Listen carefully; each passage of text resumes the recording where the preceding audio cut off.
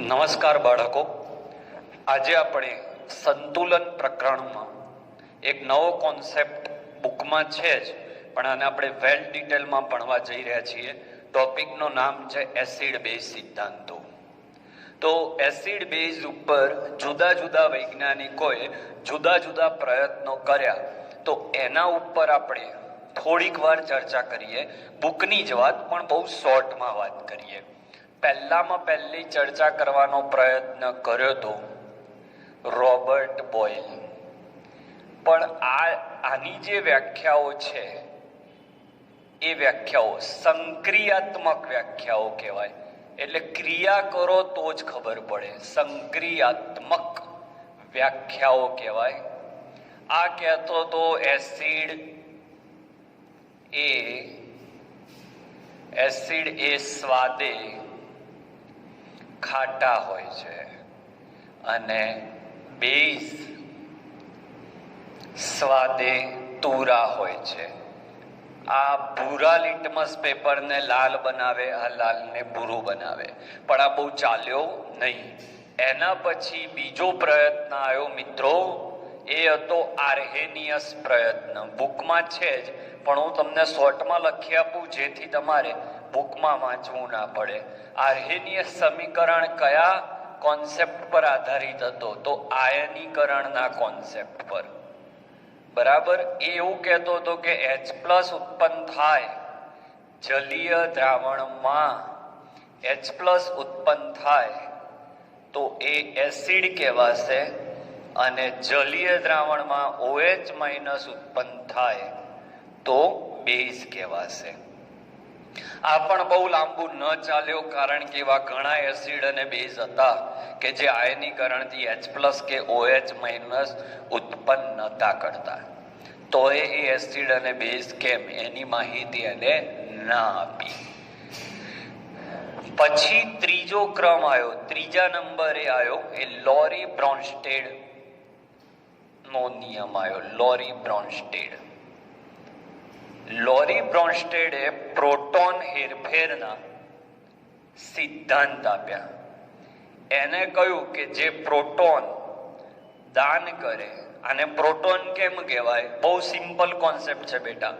H11 હોય, H11 હોય એટલે આમાં પ્રોટોનની સંખ્યા 1 હોય, ઇલેક્ટ્રોનની સંખ્યા 1 હોય અને ન્યુટ્રોનની સંખ્યા 0 હોય. તમે જાણો છો A-Z. ઉપર પરમાણવીય દળ હોય, નીચે પરમાણવીય ક્રમાંક હોય, તો 1 - 1 0 થાય.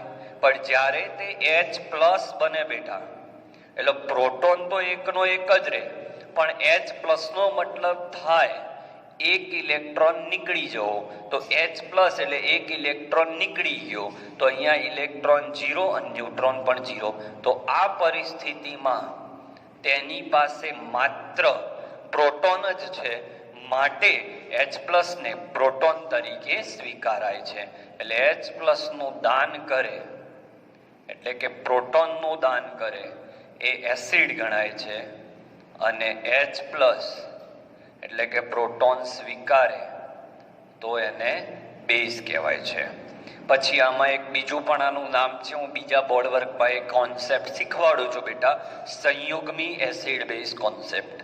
એના ઉપર પણ ચર્ચા કરીશ, પણ અત્યારે હું તમને એના સિદ્ધાંતો કહી રહ્યો છું. આ સંક્રિયાત્મક વ્યાખ્યા કહેવાય બેટા. હવે જે ચાલી રહી છે એ સંકલ્પનીય વ્યાખ્યાઓ કહેવાય.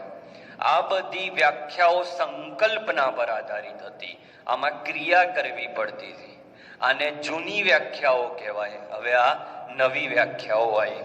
એના પછી ચોથો પોઈન્ટ આપણે લઈએ, અને જે મોસ્ટ IMP છે, અત્યાર સુધીમાં કમસે કમ 20 વખત આના MCQ આવી ગયા છે, અને એ ટોપિક છે લુઈસ એસિડ બેઝ સિદ્ધાંત. લુઈસ એસિડ બેઝ સિદ્ધાંત. તો એના મુજબ એસિડ કોણ? તો લુઈસનો આખો કોન્સેપ્ટ ઇલેક્ટ્રોન યુગ્મ પર આધારિત હતો. બરાબર. અને કોઈ પણ કેમેસ્ટ્રીમાં કોઈ પણ વ્યક્તિ જો વિદ્યુત ઋણતા ઇલેક્ટ્રોન રચના કરી લે, એટલે લગભગ એના કેમેસ્ટ્રીના 50 થી 60% કોન્સેપ્ટ સાચા જ પડે. એટલે આ લોકોની ભૂલ શું થઈ? આ લોકોએ કોઈએ ઇલેક્ટ્રોનને ધ્યાનમાં ના લીધા, અને કેમેસ્ટ્રીમાં ગમે તેવો કોન્સેપ્ટ હોય, જો એને ઇલેક્ટ્રોનથી શીખવાનો પ્રયત્ન કરવામાં આવે તો લગભગ તમે ખોટા ના પડો. એટલે લુઈસ એસિડ બેઝ સિદ્ધાંતમાં લુઈસે જે સિદ્ધાંત આપ્યો એ ઇલેક્ટ્રોન યુગ્મના આધારે આપ્યો. એટલે સૌથી સફળ રીતે એસિડ બેઝ શીખવાડનાર કોણ? તો એ લુઈસ. બરાબર. તો લુઈસ મુજબ એસિડ કોને કહેવાય? તો જે ઇલેક્ટ્રોન યુગ્મ સ્વીકારે. બરાબર. અને બેઝ કોણ? તો એના મુજબ જે ઇલેક્ટ્રોન યુગ્મનું દાન કરે. એટલે હું લેક્ચરોમાં પણ બોલ્યો જ છું કે આનો અર્થ શું, તો આને યાદ રાખવાની ટ્રીક છે બેટા. દા બે લુ, દાન કરે બેઝ હોય. કયા? લુઈસ. ઉદાહરણ આપણે લઈએ તો NH3. તો NH3 માં નાઇટ્રોજન સમૂહ 15 નું તત્વ છે. તો એની જોડે 3 બંધ બન્યા પછી 2 ઇલેક્ટ્રોન વધે. તો આ રહ્યા 2 ઇલેક્ટ્રોન. હવે તમે BF3 લો તો જે બોરોન છે એ સમૂહ 13 નું તત્વ છે. સમૂહ 13 નું તત્વ હોય એટલે એની બાહ્ય કક્ષામાં 3 જ ઇલેક્ટ્રોન હોય, અને અહીંયા 3 ઇલેક્ટ્રોન વપરાઈ ગયા છે. આનું અષ્ટક પૂરું નથી. જો 6 જ ઇલેક્ટ્રોન થાય, એક બંધ બરાબર 2 ઇલેક્ટ્રોન, એવા 3 બંધ છે એટલે 6 ઇલેક્ટ્રોન. તો હવે શું થશે? તો આ જે છે એ આને ઇલેક્ટ્રોન યુગ્મનું દાન કરશે. એટલે NH3 પોતાના ઇલેક્ટ્રોન BF3 ને આપે, એટલે આને સ્વીકાર્યા, એટલે આ લુઈસ એસિડ. આને ગુમાયા, દાન કર્યા, એટલે આ લુઈસ બેઝ. આ રીતે થાય. કેવા કેવા પ્રશ્નો આવે એ હું આના સેકન્ડ બોર્ડ વર્કમાં સમજાવું છું. Right now we have only કહી શકાય કે જે સિદ્ધાંતો છે એનો ઓવરવ્યૂ આપ્યો બેટા. હવે બીજા બોર્ડ વર્કની અંદર MCQ કે એસિડ અને બેઝને ઓળખો. MCQ નો મતલબ મારા લેક્ચરમાં MCQ નો મતલબ that is not one kind કે ઉપર પ્રશ્ન લખીશ ને નીચે 4 વિકલ્પ લખીશ. પ્રશ્નો એવા જોરદાર સોલ્વ કરીશું કે એક પ્રશ્નમાં તમને 4 5 પ્રશ્નો સોલ્વ થઈ જાય. તો આ સ્ક્રીનશોટ લઈ લો. હવે આપણે MCQ તરફ આગળ વધીએ. ઓકે.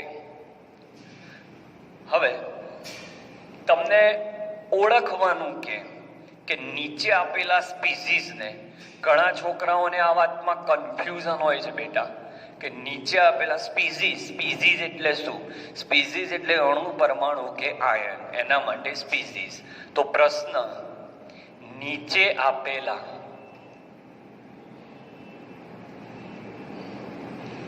સ્પીસીસને એસિડ બેઝ તરીકે ઓળખો.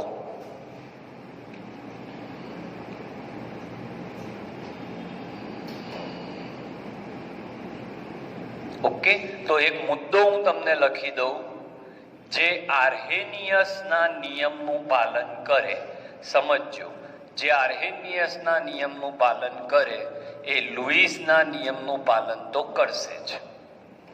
બરાબર. લુઈસ. એ જ રીતે જે બ્રોન્સ્ટેડના નિયમનું પાલન કરે એ પણ લુઈસના નિયમનું પાલન કરશે જ. પણ જરૂરી નથી કે જે લુઈસના નિયમનું પાલન કરે એ આનું પાલન કરે જ.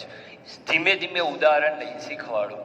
તમને એમ કે HCl કયા કયા પ્રકારનો એસિડ છે, તો HCl ને પાણીમાં નાખું તો એ H+ ઉત્પન્ન કરે છે, એટલે આ આર્હેનિયસ એસિડ કહેવાય. બરાબર. જોજો હું શું શીખવાડું છું. બીજો MCQ, એને પ્રોટોન દાન કર્યા.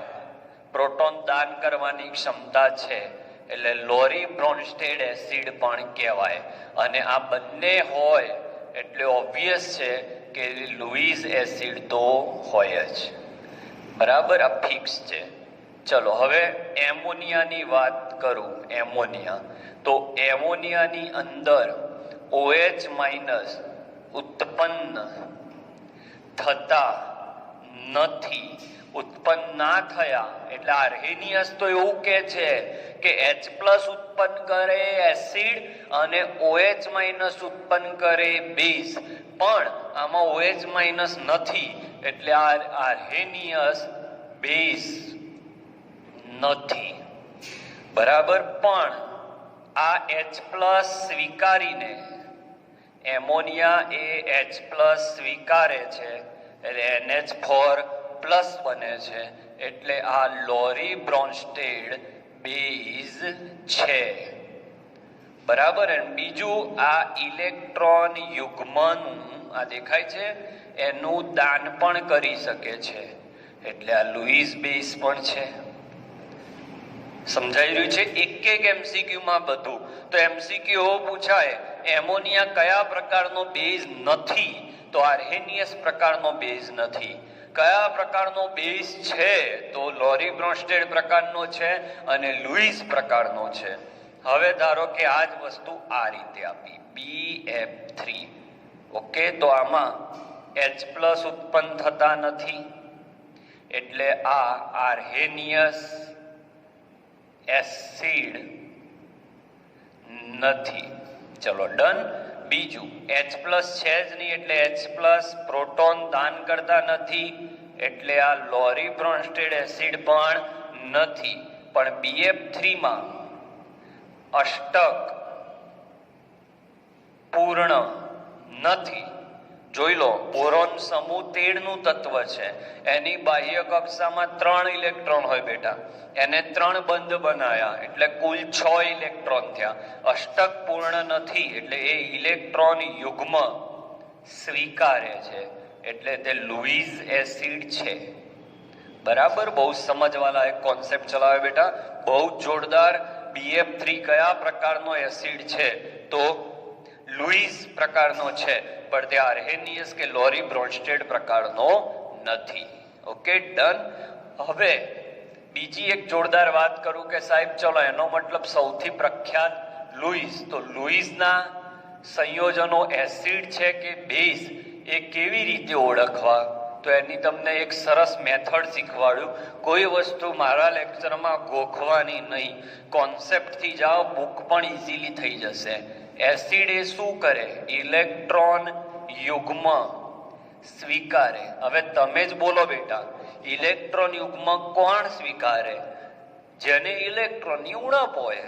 જાતે વિચારવાનું, વ્યાખ્યાઓ ગોખવાની નથી મિત્ર. ઇલેક્ટ્રોન યુગ્મ સ્વીકારે કોણ? જેને ઇલેક્ટ્રોનની ઉણપ હોય. તો ઇલેક્ટ્રોનની ઉણપ કોને હોય, તો ધનાયનને હોય. એટલે જેટલા ધનાયન છે અને જે સમૂહ 13 ના તત્વો છે, મોસ્ટ આઈએમપી મુદ્દો, સમૂહ 13 ના જેટલા તત્વો છે બધા લુઈસ એસિડ છે. જેમ કે BF3, BH3, બોરોન વાળા બધા, B2H6 આપી દે, AlCl3 આપી દે, AlF3, all these are Louis acid. અથવા જેની ડી કક્ષક ખાલી હોય, ડી કક્ષક ખાલી હોય એ પણ લુઈસ એસિડ તરીકે વર્તે છે. કારણ કે ડી કક્ષક ખાલી હોય એટલે એની અષ્ટક 18 ઇલેક્ટ્રોને થતું હોય છે.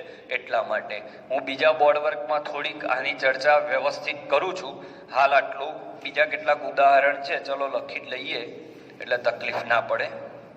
સાથે સાથે જો મધ્યસ્થમાં અષ્ટક પૂરું ના હોય એ ઉપરાંત તમારી પાસે SnCl4, આ બધા એવા છે જેમાં ડી કક્ષક અપૂર્ણ ભરાયેલી હોય, PCl5, SF4 આ બધા.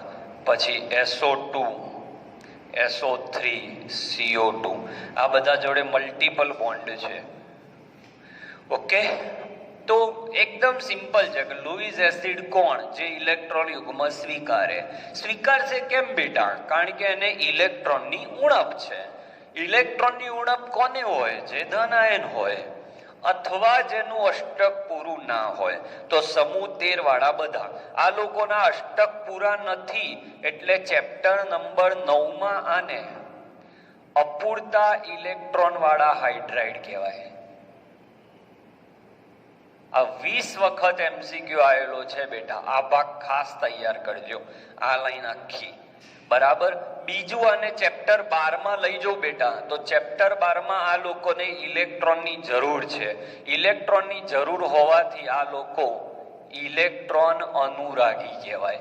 એટલે 12મા ચેપ્ટરમાં આ લોકો E+ ના નામે ઓળખાય. 9મા ચેપ્ટરમાં આ લોકો અપૂરતા ઇલેક્ટ્રોન વાળા હાઇડ્રાઇડના નામે ઓળખાય. અને ચેપ્ટર 7માં આ રીતે ઓળખાય છે.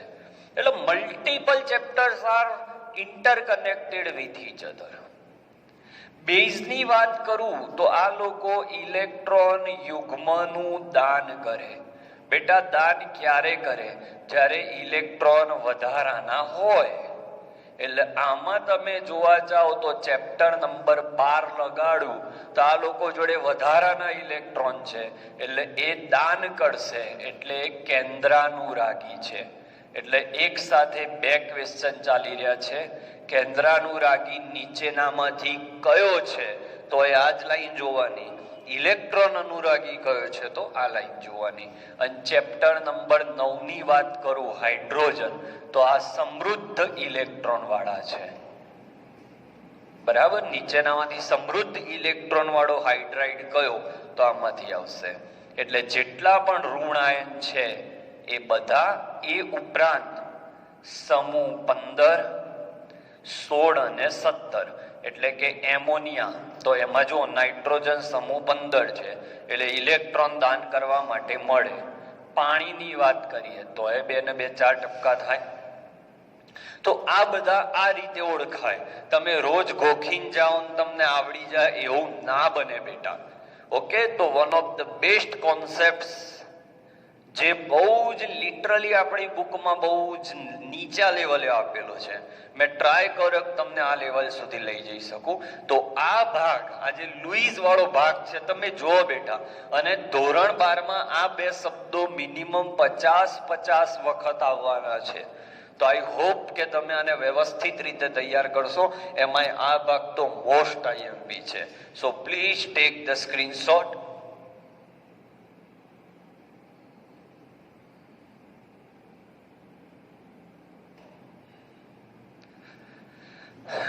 ચલો આગળ વધીએ.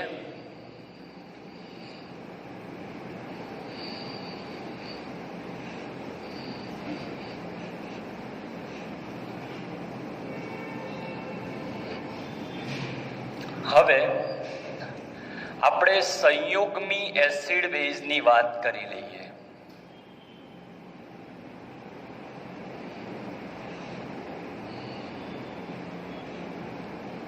સંયુગ્મી એસિડ બેઝની જો હું વાત કરું તો જે એસિડ હોય એ H+ નું દાન કર્યા પછી જે બને એને એનો સંયુગ્મી બેઝ કહેવાય. જેમ કે HCl, તો HCl માંથી Cl- બને, CH3COOH. તો અહીંયા ડબલ એરા આવે બેટા, બહુ ધ્યાન રાખવાનું. અત્યારે તો હું ચલાવી લઉં છું સિંગલ એરામાં, પણ એક વાત યાદ રાખવાની કે પ્રબળ એસિડ અને પ્રબળ બેઝ જેટલા છે એ માત્ર પુરોગામી દિશામાં જ પ્રક્રિયા કરતા હોય. એટલે પુરોગામી દિશામાં જ પ્રક્રિયા કરતા હોવાથી તે એક જ એરો બનાવે. જ્યારે CH3COOH નિર્બળ એસિડ છે, એટલે પાછી પ્રક્રિયા પણ કરે. તો આ એનો સંયુગ્મી બેઝ. ધારો કે H3PO4 લીધા, ફોસ્ફોરિક એસિડ, તો H નીકળી ગયો એટલે H2PO4-, HClO4, તો અહીંયા તમારે બને ClO4-. ઓકે. આની જગ્યાએ તમારે સંયુગ્મી, અહીંયા લખીએ, સંયુગ્મી બેઝ બનાવવો હોય તો બેઝમાંથી બેઝ H+ મેળવે તો એનો સંયુગ્મી એસિડ બને. બરાબર. એટલે ધારો કે NH3 છે, એ H+ મેળવે એટલે NH4 બને. તો આ બેઝ કહેવાય, આ એનો એસિડ કહેવાય. OH માઇનસ છે, H પ્લસ મેળવે એટલે પ્લસ આવ્યો એટલે આ માઇનસ જતો રહે એટલે અહીંયા પાણી બને. સમજાયું? આ રીતે છે, બહુ સિમ્પલ છે. આ જ વસ્તુ આ રીતે હોય. સમજો કે ભાઈ CH3COO માઇનસ તો H પ્લસ મેળવે તો CH3COOH બનાવે. કોઈ એક સંયોજન તમને આપી દીધું હોય કે ચલો H2PO4 માઇનસ, એનો આ બાજુ સંયુગ્મી એસિડ બનાવો એમ કે, અને આ બાજુ સંયુગ્મી બેઝ બનાવો. નીટ 2020 આ પ્રશ્ન આવેલો છે આ રીતનો એમ. તો જો સંયુગ્મી એસિડ બનાવવો હોય તો આને આપણે શું ધારવો પડશે? જો સંયુગ્મી એસિડ બનાવવો હોય તો આને તમારે બેઝ ધારવો પડશે. આ બધા બેટા MCQ જ છે, પણ વારે વારે પ્રશ્ન નથી લખતો હું. આને સંયુગ્મી એસિડ બનાવવો હોય તો આને તમારે શું ધારવો પડશે? તો સંયુગ્મી એસિડ બનાવવા માટે આને તમારે બેઝ ધારવો પડશે. ને બેઝ શું કરે? H પ્લસ મેળવે તો જેવો H મેળવે એટલે અહીંયા તમારે H3PO4 થઈ જાય. કેમ? H2 હતા એને H પ્લસ મેળવ્યા એટલે H3PO4 થઈ ગયા. હવે સંયુગ્મી બેઝ પૂછે, સંયુગ્મી બેઝ પૂછ્યો તો સંયુગ્મી બેઝ પૂછ્યો મતલબ આને શું ધારવો પડશે? તમારે એસિડ ધારવો પડશે. આને એસિડ ધારો. જો તમે આને એસિડ ધારશો એટલે આનામાંથી H પ્લસ દૂર થશે એટલે 2 H હતા એ 1 થઈ જશે, અહીંયા PO4 થઈ જશે. માઇનસ હતો એ -2 થઈ જાય કારણ કે H પ્લસ એને ઘુમાયો. એ જ રીતે આવું હોય, સમજી લો કે HCO3 માઇનસ, તો આના માટે શું કહેશો સાહેબ તમે? તો HCO3 માઇનસ માટે સંયુગ્મી એસિડ બનાવો એવો MCQ પૂછાયો. તો સંયુગ્મી એસિડ બનાવો છો મતલબ આને તમારે શું ધારવો પડશે? બેઝ ધારવો પડશે. અને બેઝ ધારો એટલે H પ્લસ અહીંયાથી દૂર થાય, H પ્લસ મેળવે એટલે અહીંયા તમારે H2CO3 બને. ફરીથી સંયુગ્મી એસિડ બનાવવો હોય તો આને તમારે બેઝ ધારવો પડે અને બેઝ એ H પ્લસ મેળવે. બરાબર? અહીંયા એરા ઉપર લખી દઉં છું, H પ્લસ મેળવે આ બાજુ અને આ બાજુ H પ્લસ ગુમાવે. હવે સંયુગ્મી બેઝ બનાવવો છે તો સંયુગ્મી બેઝ બનાવવો હોય તો આપણે આને શું લેવો પડશે? બોલો. એસિડ લેવો પડશે. તો એસિડમાં H પ્લસ દૂર થાય એટલે CO3 માઇનસ. બરાબર? ચલો અનધર એક આપણે ઉદાહરણ લઈ લઈએ, HC2O4 માઇનસ. ઓકે, તો શું થશે? બોલો. તો હવે સંયુગ્મી એસિડ બનાવવો છે એટલે આને તમારે શું ધારવો પડશે?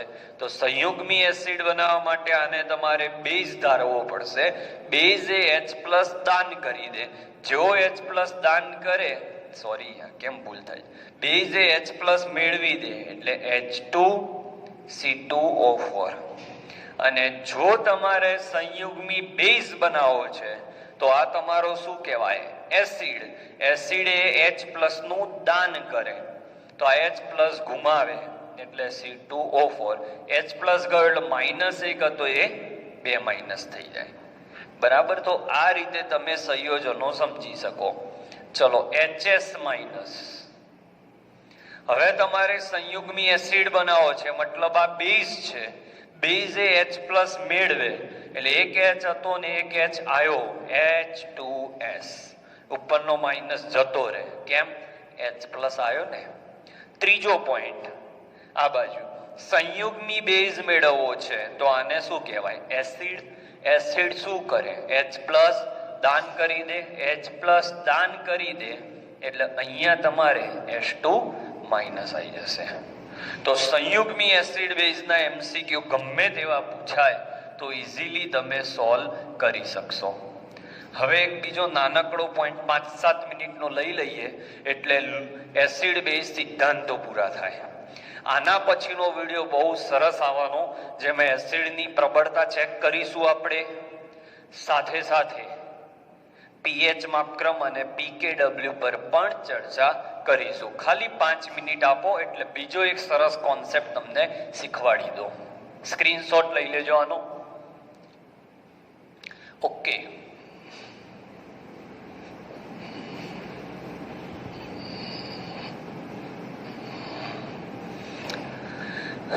ધોરણ 12 માટે બહુ ઉપયોગી એક વાક્ય લખી રહ્યો છું કે જેનો એસિડ પ્રબળ જોવા જેવી વાત છે.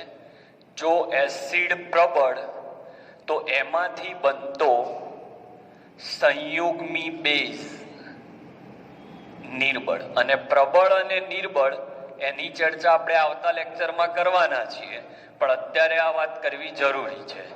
એસિડ પ્રબળ તો એનો બેઝ નિર્બળ. જેમ કે હું HCl લઉં તો આપણે જાણીએ છીએ કે HCl પ્રબળ એસિડ છે. પ્રબળ એસિડ હોવાથી એ Cl માઇનસ બનાવે, એ સંયુગ્મી બેઝ બન્યો અને H પ્લસ ઉત્પન્ન કરે. હવે બેટા આ વાક્ય સમજાવવું અતિ મુશ્કેલ છે. મોટા ભાગે છોકરાઓ આ વાક્યને સ્વીકારી લે છે, પણ તમને જાણીને નવાઈ લાગશે બેટા. ધોરણ 12 ચેપ્ટર નંબર 11, ચેપ્ટર નંબર 12 અને ચેપ્ટર નંબર 13, ત્રણે ત્રણ ચેપ્ટરમાં મોસ્ટ આઈએમપી એવી 4 થિયરીઓ છે. ફિનોલની એસિડિકતા, કાર્બોક્સિલિક એસિડની એસિડિકતા, આલ્કોહોલની એસિડિકતા અને એમાઇનની બેઝિકતા. આ ચારે ચાર કોન્સેપ્ટમાં આ વાત આવશે. પણ હવે આપણે બુકમાં તો જે છે સ્વીકારી લીધું છે. હું પ્રયત્ન કરું છું કે આ કોન્સેપ્ટ તમારા મગજમાં જાય બેટા, કે જો સાહેબ કેવી રીતે તમે કહી શકો કે એસિડ પ્રબળ તો એનો સંયુગ્મી બેઝ નિર્બળ. તો સાંભળો, એસિડ પ્રબળનો મતલબ એ થયો કે આ પોતાનું 100% આયનીકરણ કરશે. હવે 100% આયનીકરણ કરે એટલે પ્રક્રિયા હંમેશા કઈ દિશામાં થાય? પુરોગામી. એસિડ પ્રબળ હોય તો આપણે જાણીએ છીએ કે 100% આયનીકરણ થાય. જોજો કોન્સેપ્ટ, 100% આયનીકરણ થાય એટલે હંમેશા પ્રક્રિયાને સામેની દિશામાં જ જવું પડે, પુરોગામી પ્રક્રિયા જ થાય. પ્રમાણ ખૂબ વધુ સમજો. જોરદાર કોન્સેપ્ટ છે, બુકમાં એટલો ક્લિયર નથી આવ્યો. જો તમારો એસિડ પ્રબળ, બેટા જે કંઈ પણ ચલાવવું એ તમે બેઝ માટે પણ સમજી શકો કે બેઝ પ્રબળ તો સંયુગ્મી એસિડ નિર્બળ. એમ એ આપણે MCQ આવતા લેક્ચરમાં શીખીશું, પણ કોન્સેપ્ટ અત્યારે શીખવાડ દો. એસિડ જો પ્રબળ છે તો એનો બેઝ નિર્બળ કેમ છે એની ચર્ચા ચાલે છે. એસિડ પ્રબળ છે, પ્રબળ અને નિર્બળની વ્યાખ્યા જ આ છે કે જો કોઈનું 100% આયનીકરણ થાય તો એ પ્રબળ. એટલે આ ધેટ ઇઝ થિયોરિટિકલ. 2-5% તો ઓછું જ થતું હોય, કોઈ દિવસ 100% આયનીકરણ ના થાય. અને 2 થી 3% આયનીકરણ થતું હોય તો નિર્બળ. અત્યારે હું પ્રબળ સમજાવી દઉં, પછી નિર્બળ અત્યારે ચલાવી આપીશ. પ્રબળ એસિડ હોય તો એનું 100% આયનીકરણ થાય. 100% આયનીકરણ થાય એટલે પ્રક્રિયા કઈ દિશામાં આગળ વધે? પુરોગામી પ્રક્રિયા. પુરોગામી દિશામાં પ્રક્રિયા આગળ થાય હંમેશા. એટલે આમ જ પ્રક્રિયા થાય. એટલે Cl માઇનસ બન્યા પછી એ H+ ને પાછો મેળવીને આ બાજુ જઈ શકતો નથી. એટલે Cl માઇનસ H+ સ્વીકારી શકતો નથી, અને H+ સ્વીકારી નથી શકતો એટલે H+ સ્વીકારવો એને બેઝ કહેવાય. પણ H+ સ્વીકારવાની વૃત્તિ એની ઘટી ગઈ. અમુક કે સાહેબ શું કન્ફ્યુઝ કરો છો? ફરી વાર સાંભળ બેટા, આ 100% આયનીકરણ કરે છે, એ હંમેશા આ બાજુ જ જવા માંગે છે. એટલે આને પાછું નહીં આવવા દે. કેમ? એને 100% આયનીકરણ કરવું છે. જો આ પાછું આવી જાય તો આયનીકરણ ઘટી ગયું કહેવાય. ધારો કે એવું બને કે આ 70 વાર આમ જાય 30 વાર આમ જાય તો આયનીકરણ 70% થયું કહેવાય. તો ફરીથી સમજો બેટા, જેટલો એસિડ પ્રબળ એનો મતલબ આયનીકરણ વધારે, એટલે સામેની દિશામાં પ્રક્રિયા વધારે કરે. એટલે પ્રતિગામી પ્રક્રિયાનું પ્રમાણ ખૂબ ઓછું, અને આથી Cl માઇનસ એ H+ ની સ્વીકારવાની વૃત્તિ ઘટે છે. Cl ની H+ ને સ્વીકારવાની વૃત્તિ ઘટી જાય છે, એટલે એ નિર્બળ છે. આથી Cl- નિર્બળ છે. ચલો આવો બીજો પોઈન્ટ અહીંયા લઈએ. જો એસિડ નિર્બળ તો એમાંથી ઉત્પન્ન થયેલો સંયુગ્મી બેઝ પ્રબળ. સમજાવો તો. ધારો કે હું એસિડિક એસિડ લઉં બેટા, રિવર્સિબલ રિએક્શન થશે કારણ કે નિર્બળ છે. અમુક બાળકોને એ જ ખબર નહીં હોતી ક્યારે રિવર્સિબલ મૂકવું. હવે જાણીએ છીએ કે નિર્બળ હોવાથી આનું 2 થી 3% જ આયનીકરણ થાય. માત્ર 2 થી 3% જ આયનીકરણ થાય. એટલે આ બાજુ થતી પ્રક્રિયા એટલે કે પુરોગામી પ્રક્રિયાનું પ્રમાણ ખૂબ ઓછું. એનો મતલબ આમ પ્રક્રિયા ઓછી થાય છે એનો મતલબ એવો નથી કે પ્રક્રિયા જ નહીં થતી. અહીંયાથી આ બાજુ 100 વખત થતી હોય પણ 97 વખત આયરો આ H+ ને મેળવીને પાછો આવી જાય. એટલે રે તો પેલી બાજુ કેટલા ટકા? 3% જ. એટલે પ્રતિગામી પ્રક્રિયાનું પ્રમાણ વધુ આવે. આથી CH3COO- એ વધુ H+ ને સ્વીકારે છે અને વધુ વખત H+ ને સ્વીકારતા હોવાથી CH3COO- પ્રબળ બેઝમાં ગણાય અથવા એની બેઝિક પ્રબળતા વધુ હોય છે. So this is the concept behind આ બે વાક્યો કે જેનો એસિડ પ્રબળ એનો સંયુગ્મી બેઝ નિર્બળ. કારણ કે આ એટલો બધો પ્રબળ છે કે એ હંમેશા સામેની દિશામાં પ્રક્રિયા કરાવે છે અને જેટલો એ સામેની દિશામાં પ્રક્રિયા કરાવશે એટલો આનો H+ ને મેળવવાની ક્ષમતા ઘટી જશે કારણ કે એને પાછી આવવા જ નથી દેતા. બેટા મગજમાં ઘુસાડી દેજો કે પ્રબળ હોય તો એક બાજુ એરો આવે અને નિર્બળ હોય તો ડબલ એરો આવે. એટલે તો નિર્બળની જ ચર્ચા આપણા ચેપ્ટરમાં કરી. હવે નિર્બળની વાત કરું તો એ બેઝ નિર્બળ એ H+ ઉત્પન્ન કરે પણ એનું આયનીકરણ 2 થી 3% જ છે. એટલે પુરોગામી દિશામાં પ્રક્રિયા ઓછી થાય છે. હું તો કહું છું 100% થાય છે પણ 100% થઈને 97 વખત પાછી આવે છે. એટલે 97 વખત આયરો H+ મેળવે. એટલે આ બાજુ ઉત્પન્ન તો 3% જ થાય. એટલે આ નિર્બળ તો આ પ્રબળ. કારણ કે આ H+ લઈને પાછો આવશે તો આ એને રોકશે નહીં. એટલે રોકતા નથી. એટલે આની H+ મેળવવાની વૃત્તિ વધી જાય એટલે એનો પ્રબળતા વધી જાય. એટલે જોરદાર કોન્સેપ્ટ. કોઈ બુકમાં પરફેક્ટલી સમજાવવામાં નથી આવ્યું તો હું આશા રાખું છું તમે આ ટોપિક લખી લેશો અને લેવલ 1 લેવલ 2 માં આના જે પ્રશ્નો છે બેટા એ તમે સોલ્વ કરશો. ચલો લેવલ 1 ના પ્રશ્નો નંબર લખાવું છું. લેવલ 1 ના પ્રશ્નો જે આજે આપણે શીખ્યા એમાંથી કોઈ હોય તો,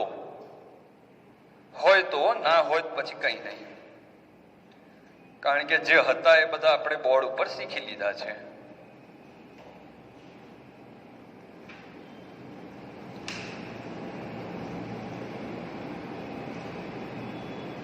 લેવલ 1 માં કોઈ નથી પ્રશ્ન.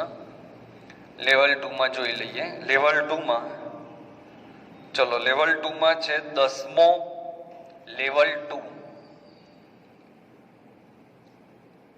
10, 12,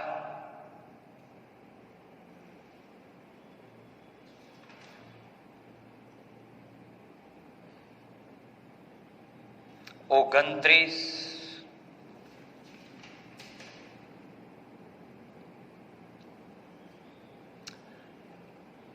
45, 29 અને 45. લેવલ 1 માં આ ટોપિકનો કોઈ MCQ નથી. તો અપેક્ષા રાખું તમે ચોપડામાં આ પ્રશ્નો સોલ્વ કરશો. આભાર.